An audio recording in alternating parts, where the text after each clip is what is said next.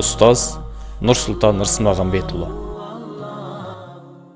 Бисмиллахир-рахманир-рахим. Ахмадуллаху раббил аламин. Салатан ва саламан аля ал-маб'уфил амин Мухаммад Мустафа саллаллаху алейхи ва алихи ва асхабихи ажмаин. Амма бa'д. Ассаламу алейкум ва рахматуллахи ва баракатух. Пайғамбар саллаллаху алейхи ва саллам өміріндегі хижреттің 8-ші жылы біздің тоқтаған жеріміз кешегі сабақта Муъта шайқасы.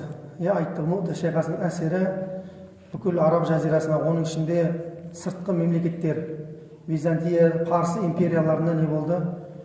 Үлкен бір мағынауи соққы болды дейді. Материалдық емес, мағынауи. Бұлар енді барлық нәрсеге дайын деген сияқты сақ жүретіндей дәрежеде соққы болды. Енді Муъта ол мына жерде Зату Саласил деген жазу көрініп тұр ғой, Дауматул Жандал деген жазу бар. Сол жердің тұсында қазіргі сол неде Иордания мемлекетінде Маан деген облыс бар. Сауд Арабиясымен шекаралас жерде. Сол жерде болған оқиға. Дәл қазіргі уақытта дәл сол жерде Муъта деген университет бар Иорданияда. Әскери жаңағы сарбаздарды дайындайтын, осы соғыстың құрметіне сол жерге университет салынған екен да. Дәл сол жерде университеттің жанында кешегі ұлы сахабалар 3 сахаба. Зайд ибн Хариса, Джафар ибн Абу Талиб және Абдулла ибн Раваха, онымен бірге тағы 9 сахабаның мәйіті жерленген сол жерде. Әлі күнге дейін тұр. Сол мемлекеттерге барсаңыздар, зиярат етуге болады, көруге болады.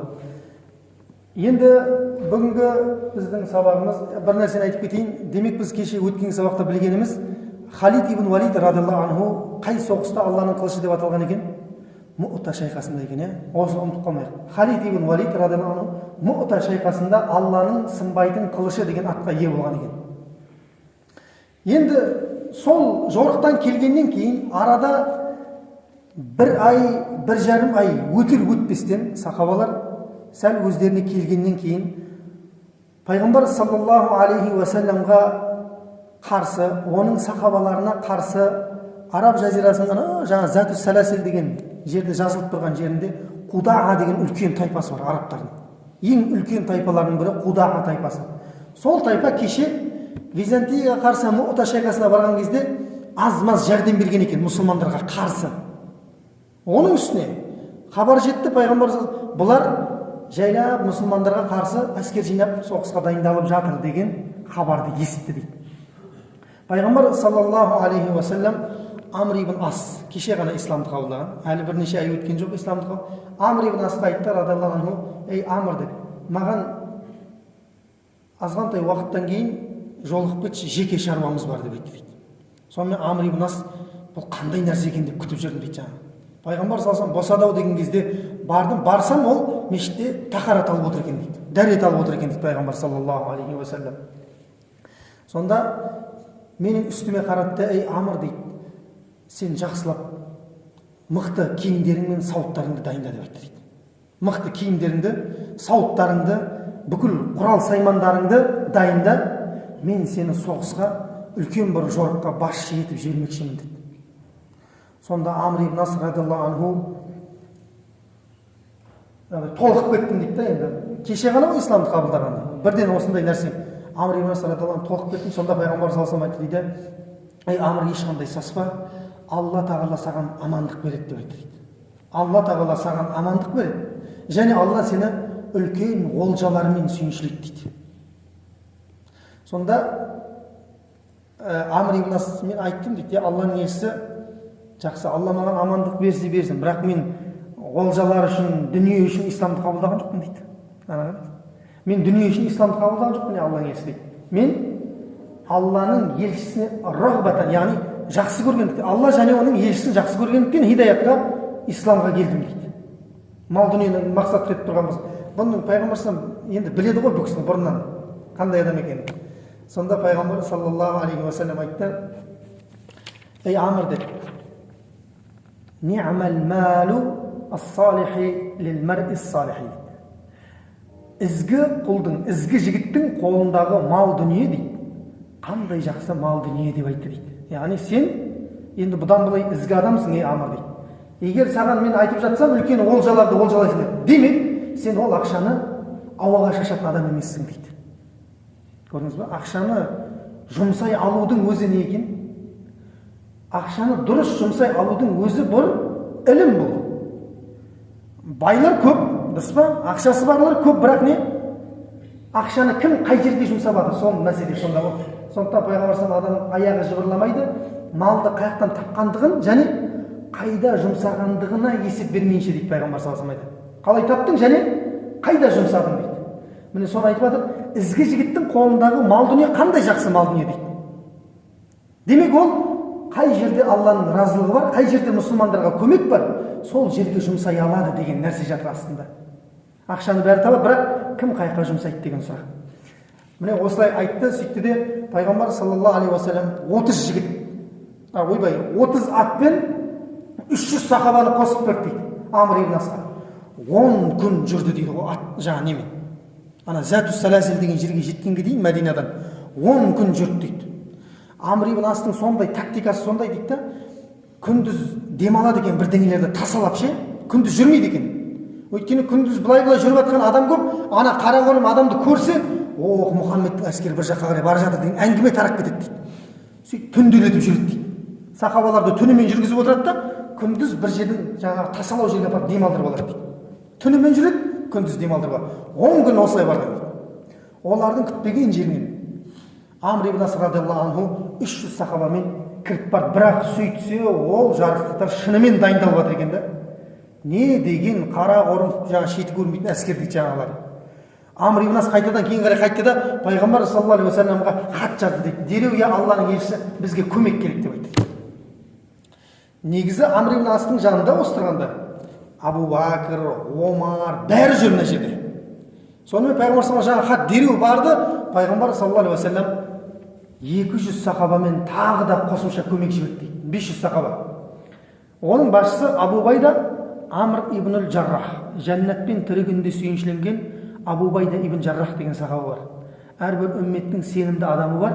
Менің үмметімнің ең сенімді адамы ол Абу Байда Амр ибн Жаррах деген екен. Бүкіл зекетті осы кісіге жинататын болған екен. Зекеттің садақаның малынан 1 дирхам жемейтін болған екен. Динар емес, дирхам. Сондай сенімді адам болған екен, радиаллаху анху. Сонымен барды, бұлар келіп қосылғаннан кейін қайтадан қосымша күшпен шабуыл жасады. Сол кезде тым тырақай қуда аруы қашты дейді ғой. Жел ұратынды ұрды, қирататын қиратты, олжалайтын олжалады, қашатындар қашты дейді. Бытырап кетті дейді, жаңағы үлкен жиналып жатқан әскер.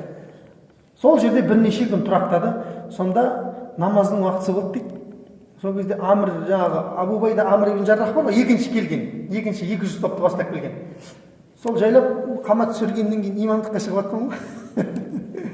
Сонда Амр ибн Ас айтып дейді, сен не, бізге басшы болуға келдің бе әлде көмекке келдің бе деп айтады дейді. Басшы болуға келіпсің бе әлде сені пайғамбардан басшы қылып жіберді ме әлде көмекке жіберді ме дейді. Кімді басшы қылып жіберді бұл зорлыққа дейді. Амр сені басшы қылып жіберді дейді. Мен қосшымын, сен басшысың, бірақ енді былайша кеше исламды қабылдаған кісі ғой енді бұл. Сонымен намазда бірдеңе кетіп қалады деп ойладым, қайдан білейін. Ана жерде не туып кетейін деп тұр дейді. Амр ибн Ас ол сондай өзі.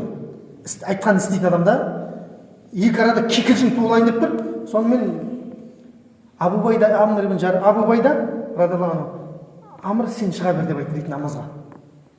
Амр намазға шықты дейді. Сол жорық бойы намазға шықты. Сол жорықтардың бір күнінде жаңа түнде жүніп болып қалады Амр ибн Ас радиаллаху анху. Сөйтіп, түсінікті ба, жүніп таң намазына тұрса жүніп екен. Күн деген сап-салқын, ғұсыл құюға ешқандай не жоқ. Ғұсыл құюға мүмкіншілік болмайды. Сөйтеді жерге таяммум алады да бүкіл ғұсылы бар сахабалардың алдына таң намазына шыға алады. Ғұсылы бар сахабалардың алдына таң намаз. Ана жерде Омар, Абу Бакр радиаллаху анху қайнап жатыр дейді да, мынау қалай мынау деп. Сонымен не керек? Сол жорықтан осылай біраз адам Амр ибн Асқа тісін қайрап қайтты былай. Айтты, жарылып келе жатыр. Енді басшы ғой бәрібір, оған көнеді сахабалар. Мәдинаға жеткенше асық келе жатыр ғой Омар радиаллаху анху. Сонымен сол жорықта жаңағы үлкен олжамен, пайғамбар салам айтқандай олжамен оралды. Амр ибн Ас бұл жорықтағы бытырап қашқан жаңағы қуда арабтар бар ғой, әр жаққа тарапты дейді ғой. Болды, енді араб жазирасында Мұхаммедке тең келетін, оның әскеріне тең келетін қарсылас жоқ болды деп айтты дейді. Осы сөзді естігеннен кейін пайғамбар саллаллаху алейхи вассаламның жаңағы әскерінің күшейгендігін, мұсылмандардың жеңіске жетіп жатқанын естігеннен кейін Абс деген ру, арабтардың ішіндегі ең үлкен рулардың бірі, Бәну Абс, Мурра, Зибиян және Фазара деген осындай үлкен арабтың рулары исламды қабылдады дейді. Субханалла. Жаңа мына бір жорықтың себебі. Ана Зату Саласил деген жорықтың аталу себебі Амр ибн Ас тоқтаған жердегі құдықтың аты екен. Әскердің тоқтаған жердегі құдықтың аты Саласил деп аталады екен. Осылайша Мәдинаға келді. Арабтың солтүстік жазирасы бітті, оңтүстігінде тек Мекке ғана қалып тұр. Оңтүстігінде бітіп тұр. Тек Мекке ғана қалып тұр. Пайғамбар саллаллаху алейхи уассаламға келгеннен кейін Омар радиаллаху анху айтып береді ғана оқыған ше. Ана Амр ибн Ас бүкіл ғұсылы бар сахабалардың алдында жүніп күйде намазға шықты дейді. Соны пайғамбар саллаллаху алейхи шақырып, кімді Амрды шақырып алды, Амр сондай болды ма дейді. Солай болды дейді Алланың елшісі. Неге өйттің? Ана күн салқын дейді да. Көрдіңіздер ма? Солтүстікке қарай жақындаған сайын экватор сызығы мына жақта ғой. Экватор сызығы жақ тропикалық аймақ ыстық болып келеді. Солтүстікке қарай кете берген сайын күн не істейді? Белдеу қоңыржай белдеуге айналады да салқындайды.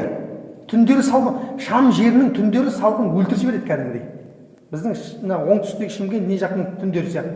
Ылғалды нелер. Теңіздің несі соғып тұрады өйткені.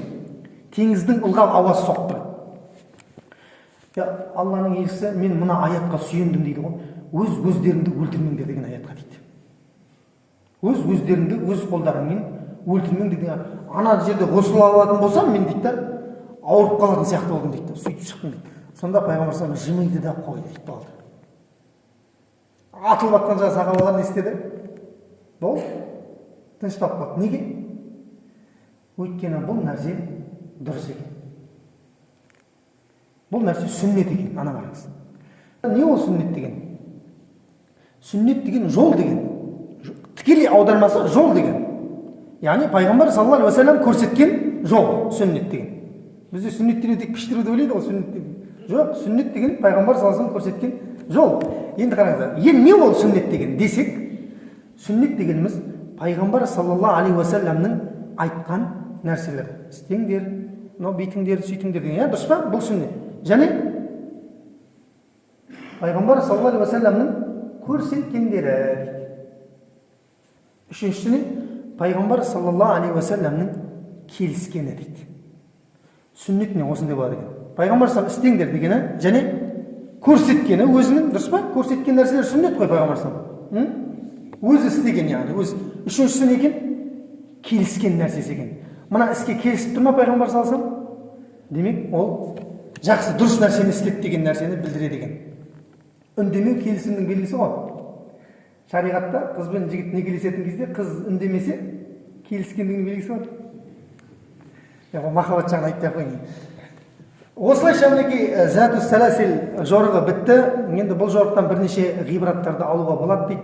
Бұл жерде біріншісі ғибрат Амр ибн Астың Алланың жолына деген, оның елшісіне деген махаббаты мен ықыласын алуға болады дейді. Жаңа пайғамбар саллаллаху алейхи вассалам айтты ғой, сен үлкен олжа аласың деп, бұл не деді? Жоқ, мен олжа үшін бара жатқан жоқпын деді, көрдіңіз бе? Демек оның ықыласты өте ізгі пенделердің қатарынан екендігін білдіреді дейді Амр ибн Астың радиаллаху анху. Екіншісі, бұл бірлік деген нәрсе, басшыға бойұсыну деген нәрсе, бұл арты берекелі болатын нәрсе екендігін білдіреді дейді. Ана жерде екі жақ қырылатын болса, Амр ибн Ас та қоймайды, ана жерде Абу Убайда да қоймайтын болса, ана жерде не? Бытырайды ана жерде. Сахабалар соғыс бір жақта қалады, өздерімен өздері кетіп қалады. Бұл сондай қызуған да ол кісілер шамалы.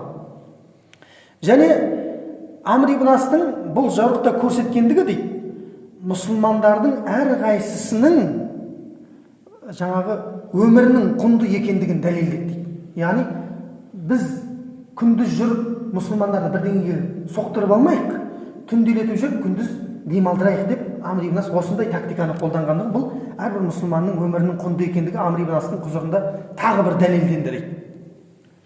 Және бұл тағы бір алынатын нәрсе, бұл жаңағы не ғой, өз-өзін өлтірмеу деген мәселе. Құдай бекер бермеген да, бұл шариғаттың бұл нәрсесін, таяммум деген нәрсені Алла тағала бекер. Адамның өмірі барлық нәрседен құнды әрі жоғары. Кеттік ары қарай, онда осы жылғы болған тарихтағы ең ұлы жеңіс қой бұл деген Меккенің ашылуы, Меккенің бағындырылу жорығы деп аталады.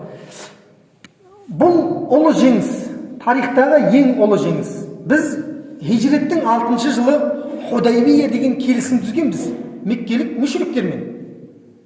Сол Худайбия келісімнің бір тармағында айтылды: ей Мұхаммед, сенің жағыңа қарай өткен тайпалар, сен тарапқа қарай өткен тайпаларды біздің қысымға алуымызға хақымыз жоқ, және сен олар үшін жан пида етсең болады деген бап бар, тармақ.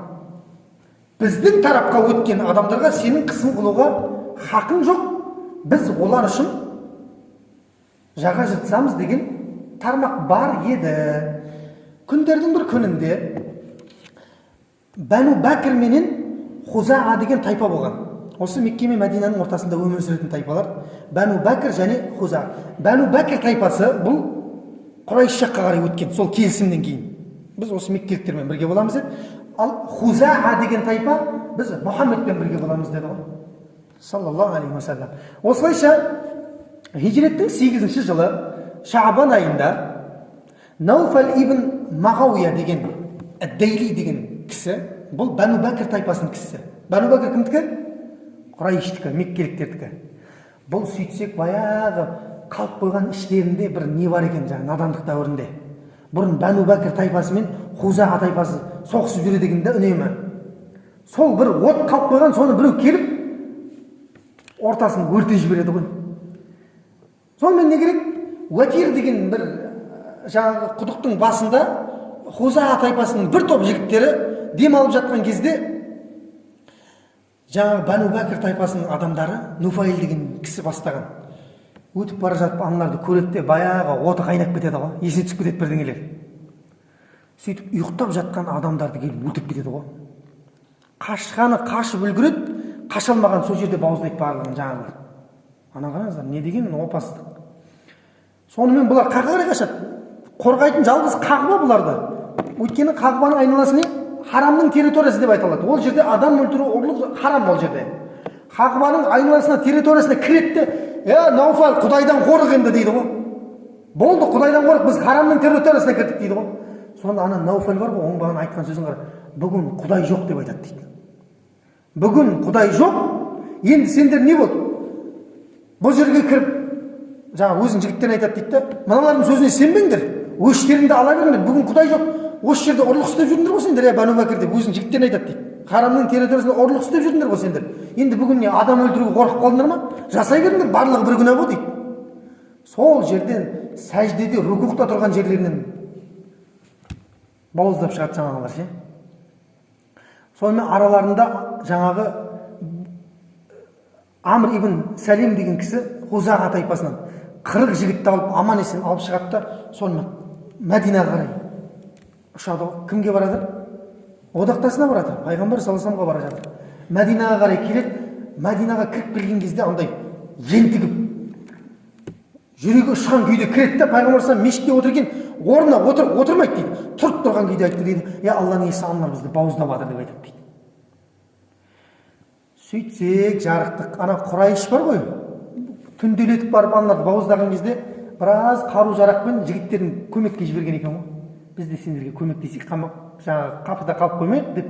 Меккеге келгеннен кейін Құрайштың жігіттері тағы да көмектескен екен. Соны мына Амр ибн Сәлим көріп қалған екен. Пайғамбар саллаллаху алейхи ва саллям айтады: "Бізді өлтіргендердің ішінде Құрайштың жігіттері бар" дейді. Ана қараңыздар. Сенімен негізі келісім түзіп қойып еді ғой, бірақ бізді өлтіргендердің ішінде олар да бар. Бізді олар сәждеде де, рукухта тұрған күйімізде де. Пайғамбар саллаллаху алейхи ва саллям қатты ашуланады ше. Сөйтеді де айтады: "Я Амр" дейді, "сендерге міндетті түрде көмек беріледі" дейді. Әрі өте жақын арада көмек беріледі дейді. Осылайша жаңа Амр ибн Сәлим кетеді еліне қарай. Оның артынша Будайл ибн Уарқа деген Меккеде тұратын Хузаа тайпасының жігіттері келеді бұның артынша. Ол да осы нәрсені айтады. Пайғамбар саллаллаху алейхи ва саллям не дейді? сендерге де көмек беріледі дейді. Сонымен кетті. Олар кеткеннен кейін енді Абу Суфиян, анау меккелік мүшриктер бар ғой, өзінің жолдастарына дереу жиналыс жасайды ғой. Ай, біздің қатысқандығымыз жайлы хабар кетіп қалды осы дейді. Енді Мұхаммедпен арадағы қарым-қатынасты тез арада барып, қайтадан жаңарту керек бізге дейді. Не істейміз? Ешқайсысы бір тұшымды пікір айта алмайды. Болды, енді кетіп қалды, бұзылып кетті келісім. Тәуекел дейді ғой. Не болса да тәуекел дейді. Жаңа Абу Суфиян Мәдинаға қарай тартады. Барып Мұхаммедті бірден көндірейін, ба кешірім сұрасам да бірден. Сонда пайғамбар саллаллаху алейхи мешітте отырып айтты, бейне бір сендерге жақын арада Абу Суфиян келетін сияқты деп айтады дейді. Мен соның келе жатқан көріп тұрған сияқтымын дейді пайғамбар саллаллаху алейхи вассалам айтады. Дәл солай айтып, арада 3 күн өтер өтпестен Абу Суфиян келіп тұр дейді Мәдинаға. Келген бойда Абу Суфиян жаңағы жолда келе жатып, ана Будайыл деген кісі бар ғой, Хузағаның, пайғамбар саллаллаху алдынан шығып келеді. Сонымен кездеседі. Сонда айтады, Будайыл, сендер Мұхаммедтен кеткен жоқсыңдар ма осы дейді. Жоқ, біз мына қырдан бірдеңелерді қарап, мына қырға қарай барып, осы жігіттерді не қылып деп, анау әңгіме айтып қашып кетеді. Шығып кетеді да, Мұхаммедке барып келе жатқан жоқпыз дейді. Сөйтеді де, қазір көрейін дейді, бұлар жүріп кеткеннен кейін. Абу Суфиян өзі жүріп кеткен сияқты болады да, аналар да жүріп кетті ғой енді. Қайтып айналып келеді де, ана түйелерінің тезегін тексереді ғой Абу Суфиян ше. Түйелерінің тезегін тексерсе, құрманың нелері шығып жатыр дейді жаңағы. Сүйектері. Будайыл бізді сан соқтырып кетті деп айтады дейді. Сөйтіп дереу Мәдинаға барады да үйіне кіреді. Кімнің үйіне кіреді? Қызының үйіне кіреді. Мәдинада қызы бар, бұның Умму Хабиба деген. Умму Хабиба пайғамбар саллаллаху алейхи вассаламның әйелі. Кеше Нәжаши мәһрін төлеген. Бұл негізі Умму Хабиба исламды ерте қабылдаған. Абу Суфиянның қызы. Сөйтіп күйеуімен бірге Эфиопияға хижрет етеді. Оны айтып кеттік енді, біз қайтадан айта салайын. Сөйтіп сол жақта жүрген кезде күйеуі қайтыс болады. Күйеуі қайтыс болғаннан жесір қалған кезде пайғамбар саллаллаху алейхи вассалам оның қорғансыз қалғандығын білдіріп, Нәжашиге хат жазып жібереді. Нәжаши некелестіріп, және мәһрін мен төлеймін дейді Умму Хабибаның. Эфиопиядан Мәдинаға қарай Шурахбил ибн Хасана деген сахабамен бірге жібереді. Сөйтіп пайғамбар саллаллаху алейхи вассалам оны некесіне алған болатын. Мінекей қысқаша. Абу Суфиян келгеннен кейін бірден қызының үйіне барады ғой, Умму Хабиба үйіне. Бірақ Умму Хабиба оны жақсы жылы жүзбен қарсы алмайды. Сөйтіп кіргеннен кейін үйдің төріне баса көктеп кіреді де, қызымның үйі ғой деп. Төрде жайылып тұрған көрпенің үстіне барып отырайын деп жатқан кезде дереу барады да көрпені тартып алады. Сонда таң қалады. Қызым, не болды саған дейді. Көрпені маған қимай тұрсың ба, әлде мені көрпеге қимай тұрсың ба дейді.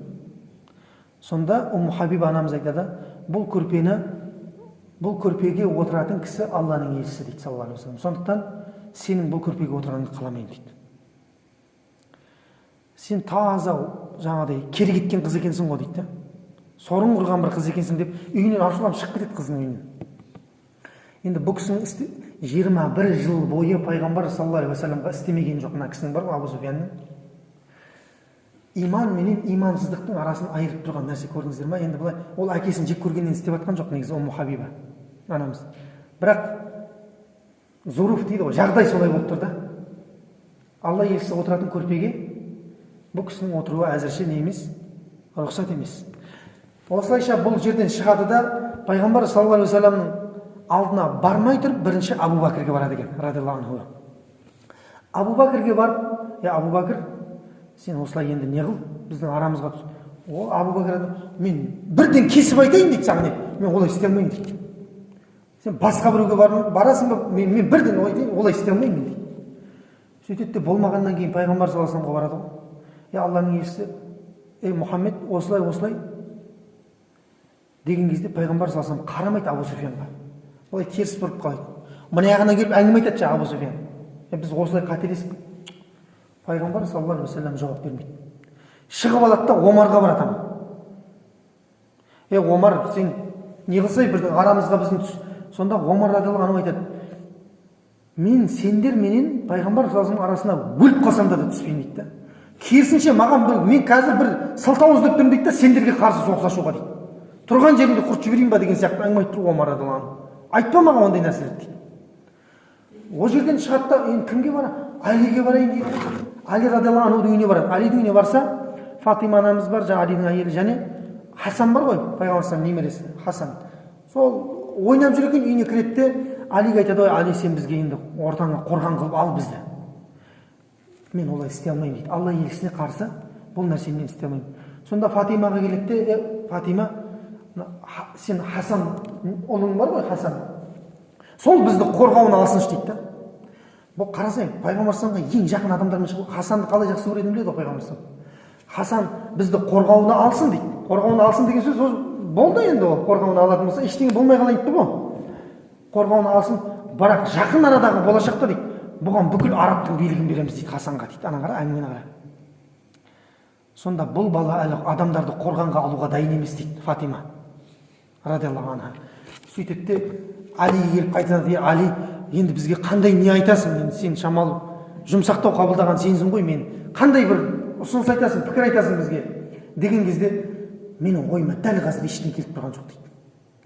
Бір нәрсені айтайын, сен ертең мешітке бар да, бүкіл сахабалар жинап отқан кезде: ва мұсылмандар, мен меккеліктерді қорғаныма алдым деп айтса болды дейді. Басқа ештеңе жоқ дейді.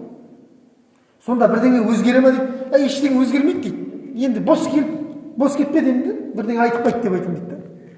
Сонымен жақсы дейді. Ертең мешітте мұсылман сахабалар жиналып отырса: ва мұсылмандар, мен Құрайшты, Меккедегілердің барлығын қорғаным алдым деп айтады дейді. Ешкім оған назар да аударып жатқан жоқ. Өзі айтты да түйесімен кетті дейді Меккеге қарай. Меккедегілер күтіп отыр: о, Абу Суфиян бірдеңе қатырайын дейді. Сөйтіп келеді де дым көңіл күйі жоқ Абу Суфиян. Не бітірдің? Ештеңе біткен жоқ дейді. Жағдай біз ойлағаннан да қиын болып кетті дейді. Біз өте өрескел қате жіберіп кеткен дейді мына жол. Енді сен Абу Бәкірге кімге бармадың ба дейді. Абу Бәкірге бұл кесіп айтты дейді Абу Бәкір. Пайғамбар Мұхаммед не істеді? Мұхаммед мүлдем сөйлескен жоқ менімен дейді. Тағы кім? Омарға барып еді. Ең жау Омар екен бізге дейді. Ең қатерлі адам біз үшін Омар екен дейді. Бірақ Алиге барып едім, ең жылы қабылдаған мені Али болды дейді. Енді Али бірдеңе айтты ма? Али айтты: барда мен меккеліктерді қорғаныма алам деп айтты дейді. Сол сен істедің ба? Я істедім. Не болды? Ештеңе болған жоқ. Қайттым дейді. Сорын құрғы сені шаруа шешіп деп жіберсек, дым бітіре алмай келген екенсің ғой деп барлығы бетіне түкіреді Абу Суфиян. Осылайша енді уақытта болып қалды. Пайғамбар саллаллаху алейхи ва саллям жайлап Айша анамызға келеді де айтады: Айша, менің жолға дайындалатын заттарымды жинастырып дайындай бер дейді. Сөйтіп Абу Бәкір радиаллаху анху, пайғамбар мен Айша анамыздың үйі ғой енді, арасында келіп зиярат етіп тұрып, үйіне келсе Айша анамызды көреді, дайындап жатыр екен бірдеңелерді. Жолға дайындалып жатқан біледі де: Айша, аманшылық па дейді. Мен білмеймін дейді. Айша анамыз айтады: Византияға барайық десек, Византиямен кеше ғана келіп тұр дейді. Ояқтан ешқандай хабар. Арабтардың тайпаларына бар, ояқтан кеше ғана келіп тұр. Не болуы мүмкін бұл дейді. Айша анамыз айтады: мен білмеймін оны дейді. Соны Абу Бәкір ойланып шығып кетеді үйден. Шығып кеткеннен кейін пайғамбар саллаллаху алейхи ва саллям сахабаларға шығады да айтады да: барлықтарың жайлап жорыққа дайындала беріңдер дейді. Барлықтарың жайлап жорыққа дайындала беріңдер дейді.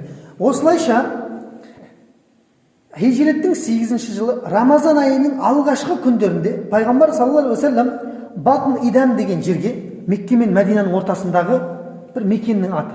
Сол жерге өзінің Абу Қатада ибн Раби' деген сахабасын 10 кісілі адаммен жорыққа жібереді. Енді бұл адамдар бірден Меккеге дайындап жатыр деген ойды алып тастау үшін жаңа Батн Идам деген жерге жібереді пайғамбар саллаллаху алейхи ва саллям. Сөйтіп бұлар жолда келе жатқан кезде араларындағы Мухаллим ибн Жусама деген сахаба бұл. Жолда бір кездескен жаңағы арабтың бір кісі жолығады. Амир ибн Аббат дейма бірдеңе деген кісі. Сөйтіп те ассаламу алейкум дейді. Мұсылман екенін көреді ғой бұлар. Ассаламу алейкум дейді. Сонда сахабалар ва алейкум ассалам дейді. Сөйтіп тұрған кезде жаңа әңгіме дүкен кетіп жатқан кезде жаңа Мухаллим деген сахаба бар ғой.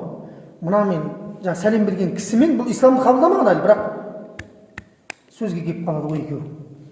Сөйтеді де бұл сол жерде шауқылатады, түйесін, ана олжасының барлығын олжалап алады.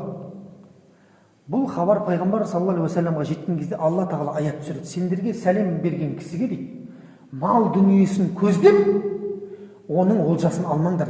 Алланың алдындағы олжа одан пәленбай есе қайырлы дейді Алла тағала аятта. Ниса сүресінің аятын түсіреді. Және бұрын сендер осындай болған едіңдер, оны ұмытпаңдар дейді. Алла сендерге бір жақсылық қалап тура жолға бастады. Яғни адасушылықта жүрген адамның барлығына тиісе бермеңдер дейді. Сендер де бұрын өздерің сондайда болғансыңдар дейді Алла Тағала айтады. Осыдан кейін жаңа сахабалар келіп пайғамбарымыздан кешірім, пайғамбарымыз ананы кешірмеймін деп айтады ғой, кесіп айтады. Бұл кешірілмейді дейді, бұл нәрсе дейді.